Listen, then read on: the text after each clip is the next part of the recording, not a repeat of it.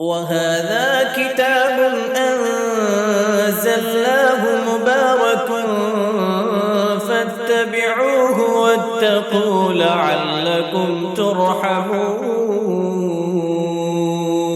بسم اللہ الرحمن الرحیم نحمدہ ونصلی ونسلم علی رسولہ الکریم واشہد ان لا الہ الا اللہ وحدہ لا شریک لہ واشہد ان محمدا عبدہ ورسولہ اما بعد۔ آج ہماری یہ کلاس گزشتہ ترتیب کے اعتبار سے تفسیر القرآن کی 6 نمبر کلاس ہے، اور آج ہم اس کلاس میں سورت البقرہ سے شروع کریں گے۔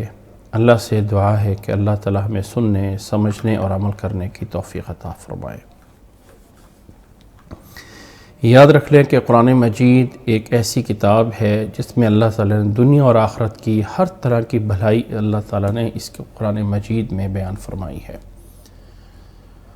اور قرآن مجید میں ایک ایک حرف پہ انسان کو 10 نیکیاں مل رہی ہیں، اور قرآن مجید کو پڑھنا، سیکھنا، سمجھنا، عمل کرنا، آگے پھیلانا، یہ تمام عبادات ہیں۔ سورت البقرہ، قرآن مجید کی سورت البقرہ جس کو ہم شروع کرنے لگے ہیں، قرآن مجید کی بڑی عظیم سورت ہے، بہت ہی عظمت والی صورتوں میں سے یہ ایک صورت ہے، اور رسول اللہ صلی اللہ علیہ وسلم نے اس صورت کے بہت سارے فضائل بیان فرمائے ہیں۔ آپ صلی اللہ علیہ وسلم نے فرمایا ہے لا تجعلوا بیوتکم مقابر ان الشیطان ینفر من البیت الذی تقرأ فیہ سورۃ البقرہ، رواہ مسلم۔ حضرت ابو ہریرہ رضی اللہ تعالیٰ عنہ بیان فرماتے ہیں کہ رسول اللہ صلی اللہ علیہ وسلم نے فرمایا کہ اپنے گھروں کو قبریں نہ بناؤ، اپنے گھروں کو قبریں نہ بناؤ، ان الشیطان، بے شک شیطان ان گھروں سے بھاگ جاتا ہے جن کے اندر سورۃ بقرہ کی تلاوت کی جاتی ہے۔ اسی طرح حضرت ابو مسعود رضی اللہ تعالیٰ عنہ رسول اللہ صلی اللہ علیہ وسلم نے فرمایا ہے اس سورۃ البقرہ کے آخری 2 آیتیں ان کی ایک ایسی فضیلت ہے کہ رسول اللہ صلی اللہ علیہ وسلم نے فرمایا ہے کہ من قرأ بالآیتین من آخر سورۃ البقرہ فی لیلۃ کفتاہ، جو انسان کسی رات میں سونے سے پہلے سورۃ بقرہ کی آخری 2 آیتیں پڑھ لیتا ہے، رسول اللہ صلی اللہ علیہ وسلم نے فرمایا یہ اسے ہر چیز سے کافی ہو جاتی ہیں۔ اسی طرح رسول اللہ صلی اللہ علیہ وسلم نے فرمایا ہے اس سورۃ البقرہ میں ایک آیت ہے جو پورے قرآن مجید کی عظیم ترین آیت ہے، اور وہ ہے آیت الکرسی۔ رسول اللہ صلی اللہ علیہ وسلم نے فرمایا ہے من قرأ آیت الکرسی دبر کل صلاۃ مکتوبۃ لم یمنعہ من دخول الجنہ الا ان یموت، جو انسان ہر فرض نماز کے بعد آیت الکرسی کی تلاوت کرتا ہے اس کے اور جنت کے درمیان کوئی رکاوٹ نہیں سوائے اس کی کہ جیسے ہی اس کو موت آئے گی تو سیدھا جنت میں چلا جائے گا۔ اسی طرح ایک روایت حضرت ابو امامہ الباہلی رضی اللہ تعالیٰ عنہ روایت کرتے ہیں کہ رسول اللہ صلی اللہ علیہ وسلم نے فرمایا اقرأ القرآن فإنه یأتی یوم القیامۃ شفیعا لأصحابہ، قرآن مجید کی تلاوت کرو، قرآن مجید اپنے پڑھنے والوں کی قیامت والے دن سفارش کرے گا۔ اور آپ صلی اللہ علیہ وسلم نے فرمایا اقرأ الزہراوین، 2 زہرا، 2 پھولوں کو لازمی پڑھا کرو۔ وہ پھول کون سے ہیں؟ جن میں سے ایک پھول سورۃ البقرہ ہے، اور دوسرا پھول اور وہ فلاور سورۃ آل عمران ہے۔ فإنہما یأتی یوم القیامۃ کأنہما غمامتان او کأنہما غیایتان او کأنہما فرقان من طیر صواف تحاجان عن اصحابہما، کہ یہ دونوں صورتیں سورۃ بقرہ اور سورۃ آل عمران قیامت والے دن اپنے پڑھنے والے کے اوپر ایک سایہ کریں گی بادل کی طرح، یا جیسے پرندوں کا جھنڈ ہوتا ہے ان کی طرح سایہ کریں گی قیامت والے دن، اور اپنے پڑھنے والے کی سفارش کرتے ہوئے اللہ تعالیٰ کے ہاں اس کی سفارش کریں گی عن اصحابہما۔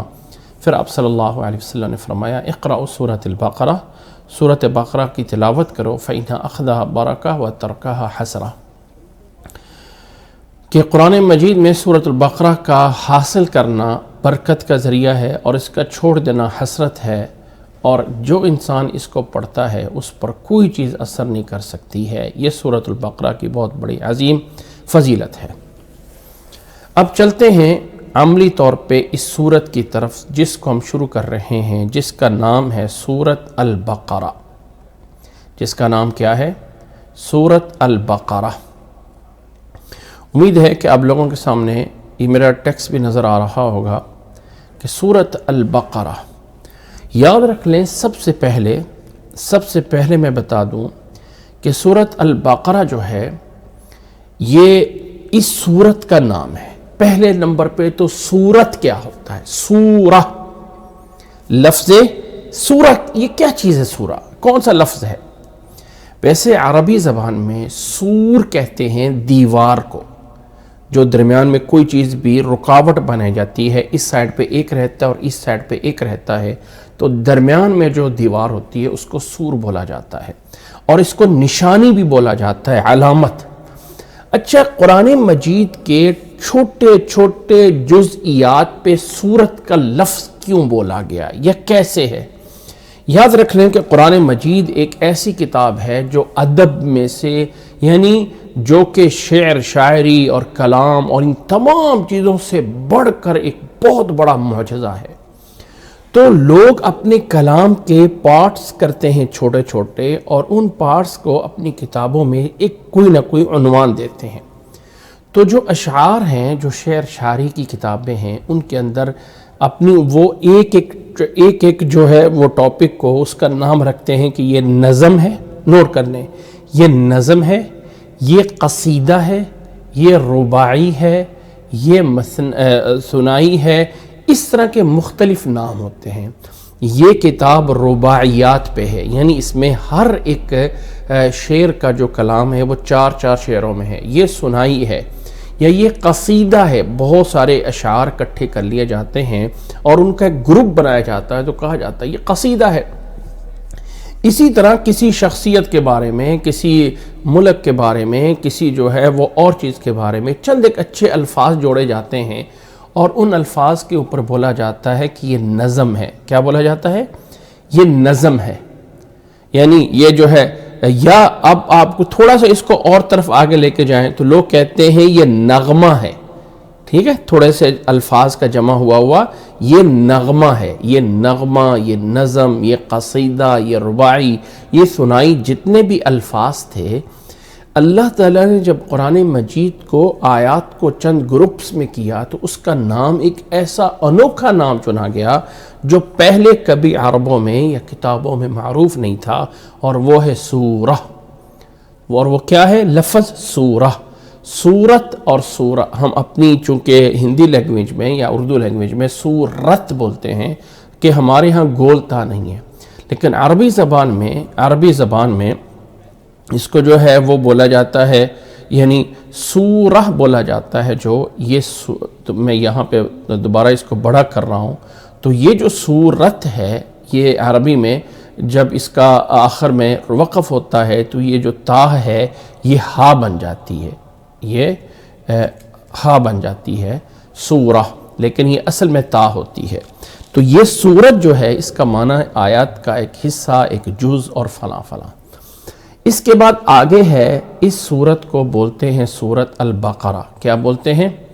البقرہ۔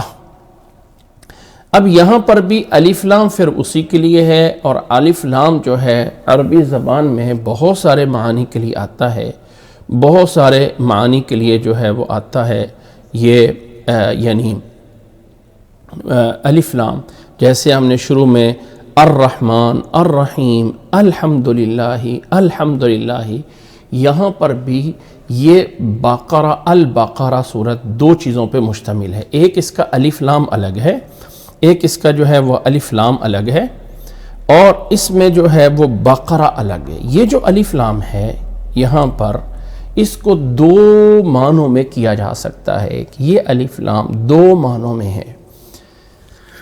دو معنی کون کون سے ہیں اس الف لام کے؟ دو معنی کون کون سے ہیں؟ ایک یہ ہے کہ یہ عہد ذہنی کے لیے، اصل میں عربی زبان میں الفاظ کی بہت ساری قسمیں ہیں، تو میں تھوڑا سا اشارہ کر دینا چاہتا ہوں کہ الف لام جو ہے یہ اب یہاں پہ وہ گرامر کا حصہ نہیں ہے کہ میں سارا بتاتا ہوں. بعض دفعہ الف لام ہوتا ہے اور وہ شروع میں لا کے اشارہ کیا جاتا ہے کسی خاص چیز کی طرف. سورۃ مزمل میں اللہ تعالیٰ نے فرمایا ہے فعصى فرعون الرسول، کہ فرعون نے الرسول کی نافرمانی کی. اب وہ الرسول کون ہے؟ کون ہے الرسول؟ کون ہو سکتا ہے جس کا نام جو ہے وہ الرسول ہو؟ تو وہ جو جس کا نام الرسول ہو سکتا ہے، جس کا نام الرسول ہو سکتا ہے، وہ یعنی اب موسیٰ علیہ السلام نے کس رسول کی نافرمانی کی؟ فرعون نے کس رسول کی نافرمانی کی تھی؟ موسیٰ علیہ السلام کی. تو وہاں الف لام لکھ کے جو ہے یہ بتایا گیا کہ موسیٰ علیہ السلام اس سے مراد ہیں. تو یاد رکھ لیں جو چیز میں بیان کرنا چاہتا ہوں کہ الف لام کبھی کبھی لگا کے اس سے اشارہ کسی بات کی طرف کیا جاتا ہے، تو البقرہ بول کے اشارہ ہے ایک خاص واقعے کی طرف، یہ بھی ہو سکتا ہے. اور دوسرا الف لام کا یہاں پر معنی واللہ اعلم کہ یہاں پہ الف لام جو ہے یہ جمع کرنے کے معنی میں ہے، جامع یعنی بہت سی چیزوں کو جمع کرنے والا. اچھا کیا مناسبت ہے یہاں پہ اس کو جمع کرنے کی؟ تو ذرا ایک بات میں آپ لوگوں کے سامنے ابھی اس وقت کرتا ہوں، پتہ نہیں آپ لوگ اس کو سمجھانے کی کوشش کرتا ہوں. پہلے میں بقرہ کو سمجھا دیتا ہوں، پھر الف لام پہ آتا ہوں. پہلے میں اس بقرہ ہمیں صرف ایک چیز کا پختہ ہے، اور وہ ہے کہ بقرہ کاؤ اور گائے کو بولا جاتا ہے. کاؤ اور گائے کے اوپر عربی میں بولا جاتا ہے بقرہ. اس میں کوئی شک نہیں کہ کاؤ یا گائے کے اوپر بقرہ بولا جاتا ہے. ایک جانور ہے جس کا ہم دودھ نکالتے ہیں، جس کا ہم دودھ پیتے ہیں، اس کو بقرہ بولا جاتا ہے. لیکن میرا سوال یہ ہے، میں اس پہ ایک دن سوچ رہا تھا، کافی سوچتا رہا کہ آخر بقرہ کا نام کیوں رکھا گیا. دیکھیں سورتوں کے نام توقیفی ہیں. توقیفی کا مطلب ہے کہ اللہ نے رکھے ہیں اور اللہ کے رسول نے رکھے ہیں. کسی نے اجتہاد کر کے، کسی صحابی نے، کسی امام نے، کسی مفتی نے، کسی مجتہد نے سوچ کے نہیں رکھے ہیں. یہ خود اللہ نے اور اللہ کے رسول نے بتائے ہیں. سورتوں کے نام توقیفی ہیں، یعنی سٹاپ ہو گیا، وقف ہو گیا. اس پہ کچھ نہیں ہو سکتا کہ کس نے اور کیوں رکھیں. جو پیچھے سے آیا ہم نے اسی کو نام رکھ دیا، بات ختم. لیکن حکمت کیا ہو سکتی ہے؟ اس میں حکمت کیا ہو سکتی ہے؟ اگر آپ کہیں کہ یہ سورت کا نام جو ہے وہ ایک واقعے، جو سورت بقرہ میں ایک واقعہ گزرا ہے موسیٰ علیہ السلام کا، کہ موسیٰ علیہ السلام نے اپنی قوم سے کہا کہ گائے ذبح کرو. اب انہوں نے جو ہے اس گائے کو ذبح کرنے میں ٹال مٹول کی، جی کیسی ہوگی، کیا ہوگا، فلاں ہوگا، اور جو ہے وہ بڑی مشکل میں جا کے انہوں نے وما کادو، یعنی وہ قریب نہیں تھے، کرنے والے تھے لیکن بڑی مشکل سے انہوں نے کر دی. اور وہ یہ تھا کہ ان کے اندر ایک جو ہے وہ مقتول ہو گیا تھا، ایک قتل ہو گیا تھا. اور موسیٰ علیہ السلام نے رب کے حکم سے فیصلہ کیا تھا کہ گائے کو جو ہے وہ ذبح کرو اور اس کو اس کے ساتھ جو ہے وہ ٹچ کر دو. گائے کے گوشت کو، نوٹ کرنا، گائے کو گوشت کو اس آدمی کے ساتھ، اس فوت شدہ والے بندے کے ساتھ ٹچ کرو، وہ معجزاتی طور پہ اٹھ کے خود بتائے گا کہ میرا قاتل فلاں ہے، اور پھر وہ فوت ہو جائے گا. بس اتنی سی بات کے لیے کہ وہ گائے اس کے ساتھ لگنے سے وہ بول پڑے گا اور بول کے کہے گا کہ میرا قتل کرنے والا فلاں ہے، اور پھر وہ اسی طرح مردہ ہو جائے گا. اور یہ گائے کا اللہ تعالیٰ کی طرف سے انہیں حکم دیا گیا تھا. یہ واقعہ موجود ہے سورۃ بقرہ میں، اور اس سورۃ بقرہ میں اس واقعے کی مناسبت سے اس سورت کا نام سورۃ البقرہ رکھا گیا ہے. یہ ایک معروف بات ہے. واللہ عالم ہم اعتراض نہیں کر سکتے ہیں، اور نہ ہی اللہ تعالیٰ کی وجہ تسمیہ پہ کوئی انسان کو، کسی کو جرت ہے کہ وہ انگلی اٹھائے. لیکن حکمت، کیا حکمت ہے اس میں؟ سورۃ بقرہ میں بہت کچھ بیان ہوا ہے. حالانکہ قرآن مجید کی جو سب سے عظیم آیت ہے اور وہ ہے آیت الکرسی، وہ بھی سورۃ بقرہ میں. تو سورت کا نام سورۃ الکرسی بھی ہو سکتا تھا. ٹھیک ہے، اس سورت میں بہت سارے احکامات، حج، عمرے کے، طلاق اور نکاح کے، پاکی اور ناپاکی کے بڑے مسائل بیان ہوئے ہیں.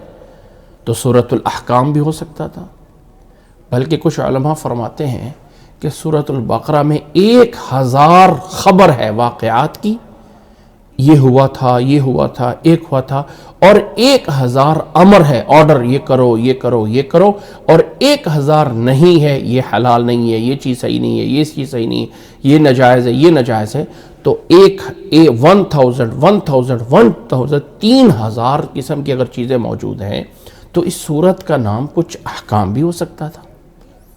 سورت البقرہ میں وہ بقرہ کا قصہ کوئی ویلیویبل نہیں ہے ان چیزوں کے مقابل میں جو سورت میں اور بڑی چیزیں بیان ہوئی ہیں۔ سورت البقرہ میں آیت الکرسی اللہ تعالیٰ کی توحید کو بیان کر رہی ہے۔ سورت البقرہ میں احکام نکاح اور احکام طلاق اور احکام حج اور بڑے بڑے احکامات گزرے، حتیٰ کہ قرآن مجید کی آخری آیت وَاتَّقُوا يَوْمًا تُرْجَعُونَ فِيهِ إِلَى اللَّهِ وہ بھی سورت بقرہ میں ہے، اور لین دین کے احکامات، خرید و فروخت، سود، یہ فلاں، سب اس سورت میں بیان ہوا ہے۔ اور وہ عظیم 2 آیتیں بھی اس سورت میں ہیں جو سارا قرآن اللہ کے نبی صلی اللہ علیہ وسلم کو زمین پہ دیا گیا، لیکن آخری 2 آیتیں معراج کی رات میں آسمانوں پہ نبی صلی اللہ علیہ وسلم کو دی گئیں۔ وہ 2 آیتیں بھی اسی میں ہیں، لیکن تمام کو چھوڑ کے ایک چھوٹا سا واقعہ بقرہ کا لیا گیا اور اس سے سورت کا نام ہو گیا۔ کیا حکمت ہو سکتی ہے؟ اب ذرا پوائنٹ سنیے، حکمت میں بیان کر رہا ہوں۔ پہلی حکمت، نمبر 1، میں اس کو نمبر دوں گا پوائنٹ سے، لیکن یہ میں بات بتا رہا ہوں، یہ کوئی میرے پاس دلیل نہیں ہے، یہ میں ایک اللہ تعالیٰ نے قرآن مجید میں فرمایا تدبر کرو، غور و فکر کرو۔ اسی غور و فکر اور تدبر کا ایک نتیجہ ہے کہ ایسا ہو سکتا ہے کہ حکمت یہ ہو۔ لازمی میں علت نہیں بیان کر رہا ہوں، حکمت بیان کر رہا ہوں۔ وہ اللہ کی کسی بات پہ ہم اعتراض نہیں کر سکتے، اللہ تعالیٰ سے پوچھا نہیں جا سکتا اللہ تعالیٰ تو نے کیوں کیا، ہم کہتے ہیں کہ ہو سکتا ہے اس کی حکمت یہ ہو۔ ایک بات تو پہلی حکمت یہ ہے کہ اللہ کے نبی صلی اللہ علیہ وسلم پہ یہ سورت نازل ہوئی ہے مدنی دور میں، مدینہ کے شروع میں آنے میں، جب ریاست مدینہ بن رہی تھی اور جب ریاست مدینہ کی بنیاد رکھی جا رہی تھی۔ نوٹ کریں اس بات کو، جب ریاست مدینہ کی بنیاد آ رہی تھی تب اس سورت کو نازل کیا گیا تھا۔ اور اس مدنی دور کے شروع میں مکہ مکرمہ میں مسلمانوں کی ریاست نہیں تھی، مسلمانوں کی حکومت نہیں تھی۔ جب ہجرت کر کے نبی صلی اللہ علیہ وسلم مدینہ کی طرف آئے تو تب مسلمانوں نے ایک ریاست کی بنیاد رکھی، جس کی ابتدا ہوئی تھی مسجد نبی کی تعمیر سے، اور پھر یہ ایسی ریاست بنتی گئی جو 10 سال کے اندر پورے علاقے میں ایک ریاست مدینہ بن کے اٹھتی ہے، اور فتح کرتے کرتے کرتے چند سال کے عرصے میں دنیا کے کناروں تک یہ ریاست پہنچ جاتی ہے۔ اس ریاست کی جب ابتدا ہوئی تو ان تمام واقعات میں سے ایک چھوٹے سے واقعے کو بنیاد بنایا گیا، اور وہ واقعہ ہے گائے کا، اور سمجھایا گیا کہ اے مسلمانوں، ان یہود و نصارہ کی طرح مت بننا جنہوں نے اپنے نبی کے کہنے پہ ٹال مٹول اور طرح طرح کی چیزیں بولی تھی۔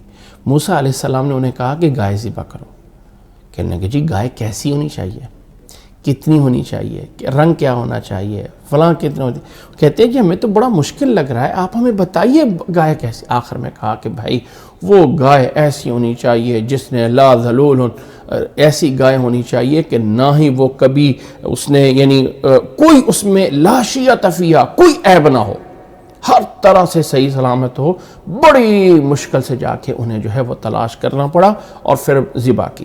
اگر شروع میں مان لیتے اور کہہ دیتے کہ آمنا وصدقنا، کوئی بھی گائے لے کے آ جاتے، میں ایک مثال دے کے اس کو سمجھاتا ہوں کہ جیسے ایک چیز 100 روپے میں مل رہی تھی، پوچھ کے اسی چیز کو 1,00,000 روپے میں کر کے اپنے سر پہ ڈال لیا، تو اللہ تعالیٰ نے واقعہ بیان کر کے اشارہ کر کے اس خاص واقعے کی نسبت سے کہ اے مسلمانوں تم اس قوم کی طرح نہ بننا، بلکہ آمنا وصدقنا، جو کہا گیا ہے اسی کو فالو کرنا، یعنی وہ واقعہ مقصود نہیں، اس واقعے کے بیک گراؤنڈ پہ جو حکمت تھی اس واقعے کی اس کی طرف اشارہ کرنا تھا اس سورۃ البقرہ کو رکھ کر. اور جو لوگ اس چیز پہ بنیاد رکھ کے چلتے ہیں کہ جو میرے بڑے نے کہہ دیا یس میں اس کو مانتا ہوں، تو آہستہ آہستہ وہ ریاست کامیاب ہوتی ہے. نبی صلی اللہ علیہ وسلم کی بات مانتے گئے، آمنا و صدقنا کہتے گئے، وہ ریاست پھر ایسی بنی کہ جس کا مقابلہ دنیا کی سپر پاور طاقتیں بھی نہیں کر سکی تھی. یہ ایک حکمت ہو سکتی ہے اس واقعے کی خاص اس کو ٹارگٹ کرنے کا. نمبر دو جو ہے، ہم آتے ہیں اس لفظ کی وضاحت کے لیے. اس کا روٹ ورڈ کیا ہے؟ باقرہ عربی کا لفظ ہے، اور اگر آپ میرے ساتھ اس سکرین پہ دیکھیں تو یہ جو باقرہ ہے اس کے اندر تین قسم کے روٹ ورڈ بنتے ہیں، ایک با اور قاف اور را. یہ جو با اور قاف اور را ہے، بقر، یہ جو ہے اسی طرح ایک اور میں روٹ ورڈ آپ کو اس کے ساتھ اٹیچ کر کے بتاتا ہوں، اور وہ روٹ ورڈ ہے انہی حرفوں کا لیکن حرف آگے پیچھے ہیں، اور وہ ہے قاف اور با اور را. قبر. ذرا یہ بتائیے کہ بقر اور قبر روٹ ورڈ سیم ہے، بس با شروع میں کر لو یا با درمیان میں کر دو. اگر یہ با درمیان میں شروع میں آ جائے جس کا معنی بکر بنتا ہے، تو عربی میں یہ لفظ استعمال ہوتا ہے زمین کو کھودنا اور اس میں سے کوئی چیز نکالنا. کیا مطلب ہے؟ ذرا اس بات کو نوٹ کیجئے گا. زمین کو کھودنا، بقر کو بقر اس لیے کہتے ہیں کہ یحرس فی الارض، اس کے ذریعے زمین میں کھودا جاتا ہے اور وہ کھیتی اگائی جاتی ہے. اس کھیتی اگانے کی وجہ سے اس بقرہ سے جو وہ زمین کو پھاڑتی ہے وہ اس کو بقر بولتے ہیں کہ زمین کو پھاڑنے والی. اسی مناسبت سے اس جانور کا نام بھی بقر بن گیا. اور یہ ایک دوسرا عمل ہے، اور وہ دوسرا عمل ہے قاف با را، اس کا اپوزٹ، کہ کسی چیز کو زمین میں دبانا اور داخل کرنا. یعنی زمین سے نکالنے کے لیے بقر اور زمین میں داخل کرنے کے لیے قبر. نوٹ کریں، زمین سے نکالنے کے لیے بقر اور زمین میں داخل کرنے کے لیے اس کو جو ہے وہ بول دیا جاتا ہے قبر. اب قبر کو قبر اس لیے بولا جاتا ہے کہ اس میں کوئی نہ کوئی چیز زمین میں داخل کی جاتی ہے. تو البقرہ کا مطلب آپ ذرا معنی کی طرف آئیں اور اس جانور کو ذرا چھوڑ دیجئے اور اس بقر کی طرف، اس بقرہ اور اس معنی کی طرف آ جائیں. کہ اس سے بتانا مقصد یہ ہے کہ اس صورت میں اللہ اتنا کچھ نکال کے دکھائے گا، من الظلمات الی النور، اندھیروں سے نکال کے روشنیوں کی طرف لایا جائے گا. یعنی ایک ایسی صورت جس میں آپ کو نکالا جائے گا، اور ایک بقرہ یعنی نکالنے والی، زمین کے اندھیروں سے نکالنے والی اور روشنیوں کی طرف لے جانے والی یہ سورۃ البقرہ ہے. یعنی آپ اس بقرہ کے اس معنی کی طرف مت جائیں کہ یہ گائے ہے، اس کے اس لغوی معنی کی طرف چلے جائیں جس کا معنی بنے گا نکالنے والی. تو مطلب کیا ہوگا؟ یہ لفظ اپنے اس دوسرے اپوزٹ روٹ ورڈ کے مقابل میں آیا ہے کہ جس میں قبر کا معنی ہوتا ہے دبانا اور بقر کا معنی ہوتا ہے نکالنا. اور اگر اس مناسبت سے نبی صلی اللہ علیہ وسلم کی اس حدیث کو بھی ساتھ جوڑ دیں، نبی صلی اللہ علیہ وسلم کی اس حدیث کو بھی جوڑ دیں جس کو میں نے ابھی تھوڑا سا پہلے تلاوت فرمایا تھا. فرمایا لا تجعلوا بیوتکم مقابر، اپنے گھروں کو قبریں نہ بناؤ. ان الشیطان ینفر من البیت التی تقرأ فیہ سورۃ البقرہ، شیطان اس گھر سے بھاگ جاتا ہے جس میں سورۃ بقرہ کی تلاوت کی جاتی ہے. دیکھیں، بقرہ اور بقرہ دونوں کو اٹیچ کیجئے، ٹھیک ہے؟ اس بقرہ کا معنی نکالنے والا، اس کو پڑھو گے تو وہ چیز ختم ہو جائے گی جو قبر میں ڈالتی ہے. یعنی اس بقرہ کا اس میں کوئی شک نہیں کہ جانور کا معنی بھی ہے، لیکن اگر آپ اس کے روٹ ورڈ کی طرف آ جائے اور وہ معنی بھی نکال دیں تو اس کا معنی یہ بھی بن سکتا ہے کہ یہ اندھیروں سے نکالنے والی اور روشنیوں کی طرف لے جانے والی. اچھا، وجہ کیا ہے؟ یہ میں اس پہ کیوں محنت کر رہا ہوں؟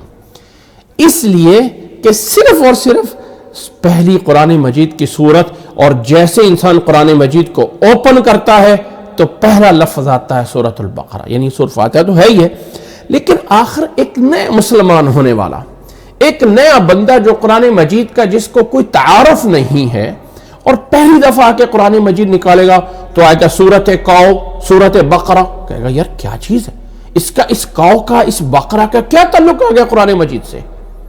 تو سمجھانا مسئلہ ہے۔ اگر آپ اس قاؤ والے لفظ کو اور گائے والے کو ذہن سے نکال دیں اور اس لفظ کی طرف آ جائیں کہ اس کا معنی ہے نکالنے والی چیزیں، اور واقعتاً اگر سورت بقرہ کے اس مفہوم پہ چلے جائیں، وہ مفہوم کہ یہ سورت بقرہ اندھیروں سے نکال کے، ان چیزوں سے نکال کے بہت کچھ بتائے گی، تو یقیناً الف لام میم سے لے کے کافرون تک جو سورت وانصرنا علی القوم الکافرین، یہ جو اس کی 286 آیات ہیں، جو تقریباً 2.5 پارے کے قریبی سورت ہے، اس کو پڑھا جائے گا تو یہ بہت کچھ نکال کے دکھا رہی ہے۔ اس کا ایک معنی اور مطلب یہ بن سکتا ہے، تو 2 باتیں ہوں گی۔ اس کا ایک دوسرا معنی بتا رہا ہوں، اور وہ دوسرا معنی ہے باف، قا اور را لفظ بولا جاتا ہے جمع کرنے پہ۔ کسی چیز کو جمع کرنا ہونا تو یہ بولا جاتا ہے جمع کرنے والے پہ۔ میں آپ کے سامنے ایک ڈکشنری جو ہے وہ میں نے اوپن کی ہے صرف یہ والا معنی دکھانے کے لیے، اور میں اس ڈکشنری سے یہ معنی اگر نکالتا ہوں، تقریباً ساری ڈکشنریاں میں نے اپنے سامنے ڈسپلے کی ہیں تاکہ میں یہ والا معنی نکال سکوں۔ تو یہاں سے میں آپ کو ایک معنی اس کا سمجھانا چاہوں گا۔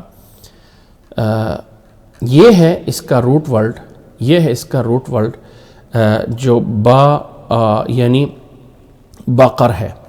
اس کے الفاظ میں سے جس کو میں ٹارگٹ سمجھانے کے لیے کہہ رہا ہوں کہ یہ آپ لوگوں نے سنا ہوگا کہ ائمہ کرام میں سے ایک امام کا لقب جو ہے وہ باقر کے نام سے کہا جاتا ہے۔ یہ ذرا عبارت اگر پڑھیے تو الباقر کا معنی ہے المتوسع فی العلم، جو علم میں بہت زیادہ وسیع ہو، بہت بڑا عالم ہو، بہت زیادہ اس کے پاس علم ہو، اسے کہا جاتا ہے باقر، اسے کہا جاتا ہے باقر، المتوسع فی العلم۔ وبہ سمی ابو جعفر محمد زین العابدین بن الحسین، حضرت حسین کے بیٹے زین العابدین، جو ان کا نام، ان کے بیٹے محمد کا نام جن کی کنیت ابو جعفر ہے، ان کو باقر کے نام سے پکارا گیا تھا۔ اور باقر اس لیے کہا گیا تھا کہ وہ لوگ جو ہے علم میں بہت زیادہ تھے۔ وہ الگ بات ہے کہ کچھ لوگ اس سے جو ہے وہ نجائز معنی لیتے ہیں یا یہ کرتے ہیں وہ کرتے ہیں، میرا مطلب نہیں، میرا مقصد صرف اور صرف اس بات کی طرف آنا ہے کہ الفاظ کے اندر جو باقرہ ہے اس کا معنی جمع کرنے والا بھی ہے۔ پہلا معنی تھا نکالنے والا، جو کہ جیسے بقرہ زمین سے کچھ نکالتی ہے تو گائے کے اس قو کے اوپر بھی بقرہ اسے لیے بولا جاتا ہے کہ وہ زمین کو پھاڑ کے وہاں سے اس کھیتی باڑی کے لیے اس کو تیار کرتی ہے۔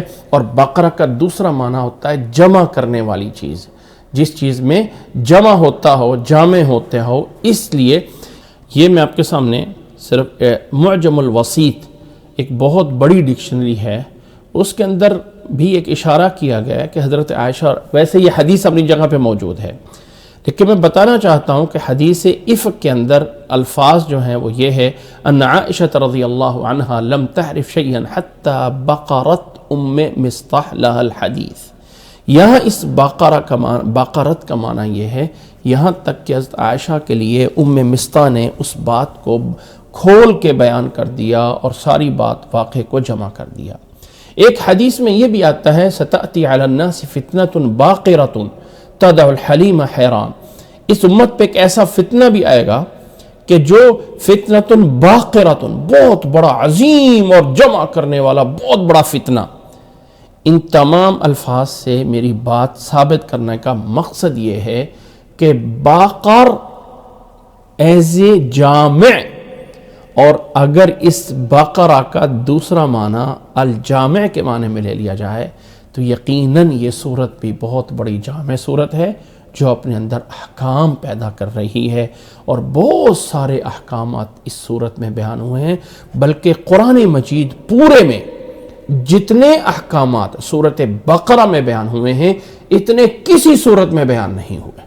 اب اگر کوئی انسان یہ کہے، اعتراض کر دے کہ قرآن مجید میں تو گاؤ ماتا کی بھی صورت ہے، نوٹ کریں میرے لفظ کو، اگر کوئی انسان کہہ دے کہ قرآن مجید میں تمہارے قرآن میں تو ہمارے گاؤ ماتا کے نام کی صورت موجود ہے، اور قرآن مجید کی ہمارے گاؤ ماتا کی بہت بڑی صورت، سب سے بڑی صورت یہ ہے، تو کیا جواب ہے آپ کے پاس؟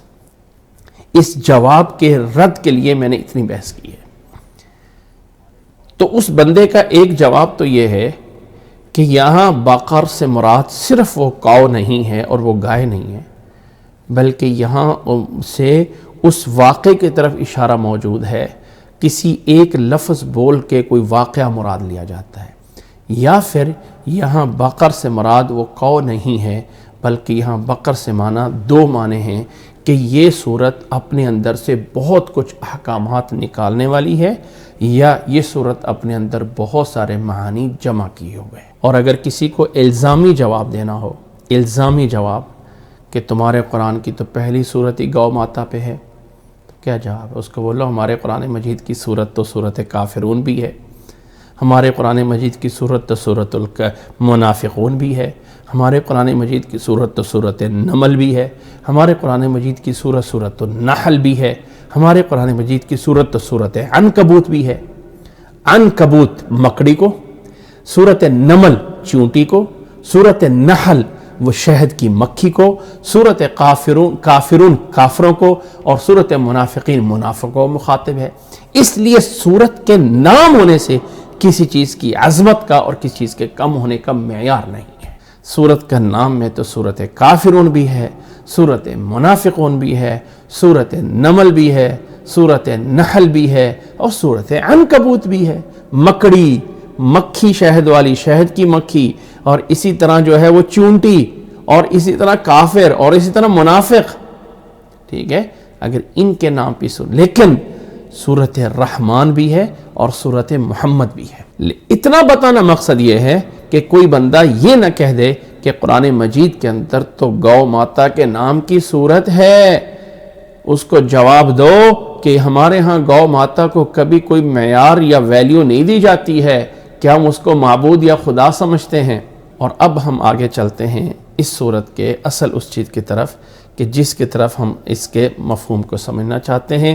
یہ ایک ابتدائی بات تھی جس کو میں سمجھانا چاہتا تھا کہ سورت کے نام کی تشریح، سورت کے نام کی تشریح کہ سورت البقرہ، سورت جو ہے وہ ایک علامت پہ یا ایک رکاوٹ پہ بولا جاتا ہے جس سے دوسری سورت شروع ہوتی ہے، اور سورت البقرہ میں الف لام وہ خاص اشارہ کر رہا ہے، یہ خاص اس واقعے کی طرف ہے کہ لوگوں تم اس طرح نہیں بننا ہے بلکہ نبی کی بات ماننے والا بننا ہے، تبھی جا کے اسلامی ریاست جو ہے وہ قائم ہوئی کہ سب لوگوں نے نبی کی بات پہ آمنا و صدقنا بولا گیا۔ اور دوسرا مفہوم یہ بھی ہو سکتا ہے کہ یہ صورت نکال رہی ہے اندھیروں سے روشنیوں کی طرف، اور یہ معنی بھی بن سکتا ہے کہ یہ صورت اپنے اندر بہت کچھ جمع کیے ہوئے ہے، اس لیے اس کا نام سورت البقرہ ہے۔ اللہ اکبر۔ بسم اللہ الرحمن الرحیم۔ اور اب کرتے ہیں سورت کا آغاز۔ بسم اللہ الرحمن الرحیم۔ الف لام میم ذلك الكتاب لا ريب فيه هدى للمتقين الذين يؤمنون بالغيب ويقيمون الصلاة ومما رزقناهم ينفقون والذين يؤمنون بما أنزل إليك وما أنزل من قبلك وبالآخرة هم يوقنون أولئك على هدى من ربهم وأولئك هم المفلحون۔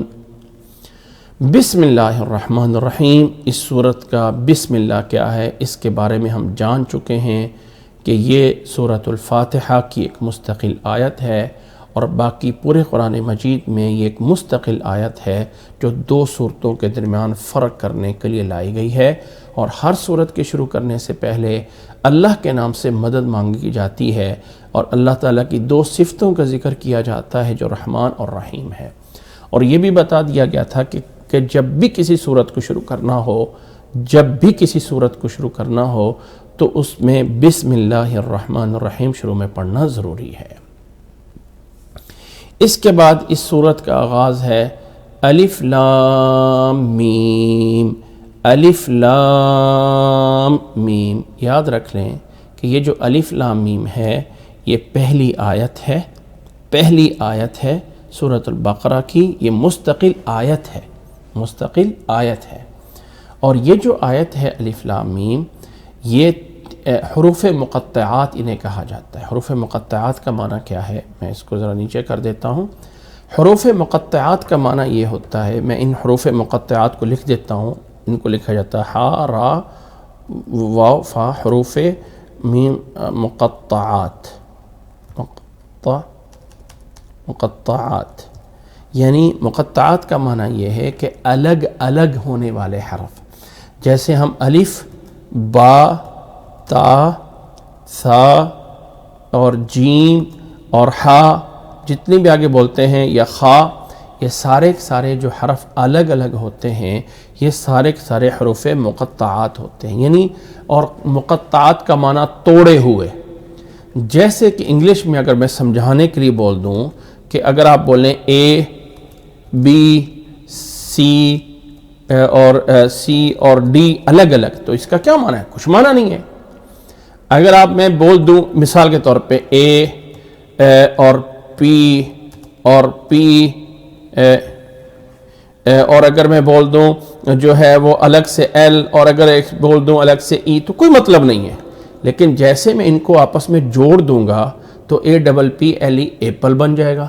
یعنی اگر الگ الگ ہوتے ہیں تو ان کا کوئی معنی نہیں ہوتا ہے، اور جب ان کو آپس میں جوڑا جاتا ہے تو تب کوئی معنی اور مفہوم بنتا ہے۔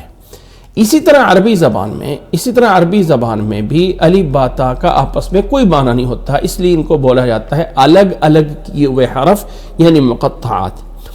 اب یہ قرآن مجید کے کچھ سورتوں کے شروع میں موجود ہیں، کچھ سورتوں کے شروع میں یہ حروف مقطعات موجود ہیں۔ ان حروف مقطعات کی بہت سارے اسرار ہیں، بہت سارے ان کے اندر راز ہیں، بہت ساری حکمتیں ہیں، سب کو میں یہاں پہ نہیں بیان کرتا ہوں، چونکہ یہ آگے صورتوں کے نام ساتھ ساتھ چلیں گے تو وہاں پہ تفصیل کے ساتھ آہستہ آہستہ ان کی تھوڑی تھوڑی چیزیں بیان ہوتی جائیں گی۔ نمبر 1، قرآن مجید کی آیات دو چیزوں پہ ہیں، ایک ہیں جنہیں محکم کہا جاتا ہے اور ایک آیات ہیں جنہیں متشابہ کہا جاتا ہے۔ قرآن مجید کی تمام آیات دو طرح پہ ہیں، ایک ہے محکم اور ایک ہے متشابہ۔ اللہ تعالیٰ نے قرآن مجید میں بیان فرمایا ہے، سورۃ آل عمران میں اللہ تعالیٰ نے فرمایا ہے هُوَ الَّذِي أَنزَلَ عَلَيْكَ الْكِتَابَ مِنْهُ آيَاتٌ مُحْكَمَاتٌ هُنَّ أُمُّ الْكِتَابِ وَأُخَرُ مُتَشَابِهَاتٌ۔ اس اللہ نے جو آپ پہ کتاب نازل کی ہے، اس میں سے جو آیات ہیں، کچھ آیات ہیں جو کہ محکم ہیں اور یہی اصل کتاب ہے، ام الکتاب ہے، اور کچھ دوسری آیات جو ہے وہ متشابہ ہیں۔ جن لوگوں کے دلوں میں فَأَمَّا الَّذِينَ فِي قُلُوبِهِمْ زَيْغٌ، جن لوگوں کے دلوں میں بیماری اور ٹیڑھ پن ہوتا ہے، جن کے دلوں میں بیماریاں ہوتی ہیں، وہ متشابہات کے پیچھے لگتے ہیں تاکہ وہ اپنی مرضی کا فتنہ بنا سکیں اور اپنی مرضی کی جو ہے اس کی تفسیر بیان کر سکیں۔ وَمَا يَعْلَمُ تَأْوِيلَهُ إِلَّا اللَّهُ، اور ان کی حقیقت میں تفسیر اللہ کے علاوہ کوئی نہیں جانتا ہے۔ اور جو ایمان میں راسخ لوگ ہیں، جو بڑے بڑے صحیح عالم ہوتے ہیں، وہ یہی کہتے ہیں آمنا بھی، ہم اس پہ ایمان لائے، کل من عند ربنا، یہ سب کچھ ہمارے رب کی طرف سے ہے۔ وما یذکر الا اولو الالباب، نصیحت حاصل وہ لوگ کرتے ہیں جو عقل والے ہیں۔ یہ آیت سورۃ آل عمران کی 7 نمبر آیت ہے، آیت نمبر 7 ہے، جو کہ سورۃ آل عمران میں موجود ہے۔ یہاں سے میرا بتانا مقصد یہ ہے کہ جو قرآن مجید کی آیات دو حصوں پہ ہیں، ایک ہے محکم اور ایک ہے متشابہ۔ محکم کا معنی یہ ہے کہ جس کا معنی واضح ہے، عمل کرنا ہے، یہ وہ محکم ہے، اور متشابہ یہ ہے کہ اس کا معنی پتہ نہیں ہے، کئی معنی بن سکتے ہیں، کیا اس میں تو وہ جو متشابہات ہیں، ان میں سے متشابہات میں سے حروف مقطعات بھی ہیں۔ سورتوں کے شروع میں آنے والے حروف الف لام میم، یہ حروف جو ہیں کن میں سے ہیں؟ ان کو ہم کہہ سکتے ہیں کہ یہ متشابہات میں سے ہیں، متشابہات میں سے ہیں کہ قرآن مجید میں وہ باتیں، وہ چیزیں جن کا اللہ کے علاوہ کوئی نہیں جانتا ہے، تو یہ الف لام ان میں سے ہیں، حروف متقطعات متشابہات میں سے ہیں، جن کا معنی اللہ کے علاوہ کوئی نہیں جانتا ہے، لیکن اس میں حکمت کیا ہے؟ اب یہاں پہ پھر وہی بات آ جاتی ہے کہ متشابہات میں سے تو ہیں، لیکن ان سے لانے کی کوئی حکمت بھی ہے، واللہ اعلم۔ اس حکمت میں سے پہلی حکمت یہ بیان کی جاتی ہے کہ یہ سورتوں کے نام ہیں، یعنی جیسے سورت کا نام سورۃ البقرہ ہے، ایسے ہی سورت الف لام میم بھی اس کا نام ہے۔ ہاں کچھ اور آگے صورتیں آئیں گی، ایک سورت صاد ہے، اس کی شروع میں صاد آیا ہے، ایک سورت قاف ہے، اس کی شروع میں سورت قاف آیا ہے، ایک سورت یاسین ہے، اس کے شروع میں یاسین آئے ہیں۔ تو کچھ صورتوں کے نام تو باقاعدہ ہیں، لیکن جن صورتوں کے نام نہیں ہیں ان کے بھی صورتوں کے نام ہیں، یہ ایک بات۔ تیسری بات یہ ہے، یعنی پہلی بات ہے متشابہات اللہ اعلم، دوسری بات صورتوں کا نام ہے، اور تیسری بات یہ ہے کہ اللہ تعالیٰ یہ الفاظ بتا کے یا یہ الفاظ شروع میں لگا کر بتانا یہ چاہتا ہے کہ قرآن مجید انہی حروف سے بنایا ہوا ہے، اور یہاں تھوڑے سے حرف ذکر کر کے سارے الف با کی طرف اشارہ کرنا مقصد ہے کہ الف لام میم، جیسے کہتے ہیں نا اے بی سی، تو اس سے مراد ساری اے بی سی لی جاتی ہے۔ کسی بچے کو پوچھیں کہ آپ میتھ میں کیا پڑھتے ہیں تو بولے گا میں 1 2 3 یاد کر رہا ہوں، تو 1 2 3 کا مطلب صرف 1 2 3 نہیں ہے، بلکہ اس کا مطلب یہ 1 سے لے کے 10 تک یا 100 تک ساری گنتی یاد کر رہا ہوں۔ تو ایسے ہی الف لام میم بول کے پورے حروف تہجی مراد لیے گئے ہیں، الف سے لے کے یا تک سارے حرف، اور یہ اس سے اشارہ اس طرف ہے کہ قرآن مجید انہی حروف سے بنایا ہوا ہے۔ اگر تم سمجھتے ہو کہ یہ کتاب اللہ کی طرف سے نہیں ہے تو آؤ کوئی ایک آیت اس طرح کی بنا کے دکھا دو، لیکن قیامت کی دیواریں آ جائیں گی اور کوئی انسان اس طرح کا کلام بنا نہیں سکے گا۔ گویا کہ تحدی اور چیلنج کے لیے سورتوں کے شروع میں حروف مقطعات آتے ہیں کہ یہ کلام اللہ کا ہے اور اللہ نے انہی حروف سے بنایا ہے۔ اگر تم اللہ کو نہیں مانتے ہو تو بنا کے دکھاؤ اس طرح کا قرآن مجید۔ تو یہ ہے 3 باتیں الف لام میم میں۔ آگے اللہ تعالیٰ نے فرمایا ہے ذَلِكَ الْكِتَابُ لَا رَيْبَ فِيهِ هُدًى لِّلْمُتَّقِينَ، ذَلِكَ الْكِتَابُ لَا رَيْبَ فِيهِ هُدًى لِّلْمُتَّقِينَ۔ ذَلِكَ اسم اشارہ ہے، ذَلِكَ اسم اشارہ ہے جس کا مطلب ہے کہ یہ الکتاب، یہ کتاب،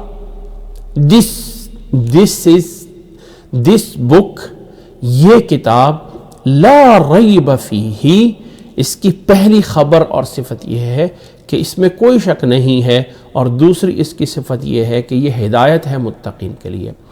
ذالک اسم اشارہ ہے، اور ہم جانتے ہیں کہ ہر زبان میں، عربی زبان میں بھی اور دوسری زبانوں میں بھی اشارے کی 2 قسمیں ہوتی ہیں۔ ایک اشارہ ہوتا ہے قریب والا اور ایک ہوتا ہے بعید والا، ایک ہوتا ہے دس اور ایک ہوتا ہے دیٹ، اور ہم اپنے اردو میں کہتے ہیں یہ اور وہ، ایک ہوتا ہے قریب کے لیے یہ اور دور کے لیے وہ۔ اور عربی زبان میں بھی یہ جو اشارہ ہوتا ہے یہ 2 طرح کا ہوتا ہے۔ ایک اشارہ ہوتا ہے جو کہ قریب کے لیے ہوتا ہے، اور تو ہم اس کو لکھتے ہیں، اس کو جو ہم اس طرح لکھتے ہیں کہ ہاذا۔ اب ہاذا کا معنی یہ، اور ذالک کا معنی جو ہوتا ہے اس کا معنی ہوتا ہے وہ۔ ہاذا کا معنی جو ہے وہ ہوتا ہے یہ، اور ذالک کا معنی ہوتا ہے وہ۔ یہ جو وہ ہے یہ دور کے لیے ہے، اور ہاذا یہ قریب کے لیے ہوتا ہے۔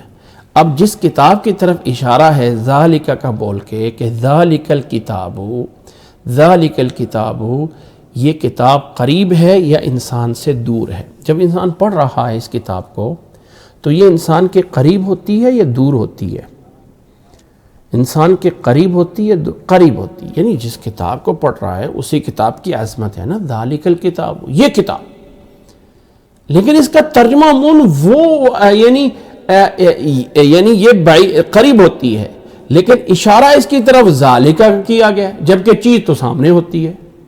تو یاد رکھ لیں یہ عربی کا اسلوب ہے، عربی کا ایک سٹائل ہے کہ اب قریب والی چیز کو بڑا کرنے کے لیے اشارہ دور والا کیا جاتا ہے۔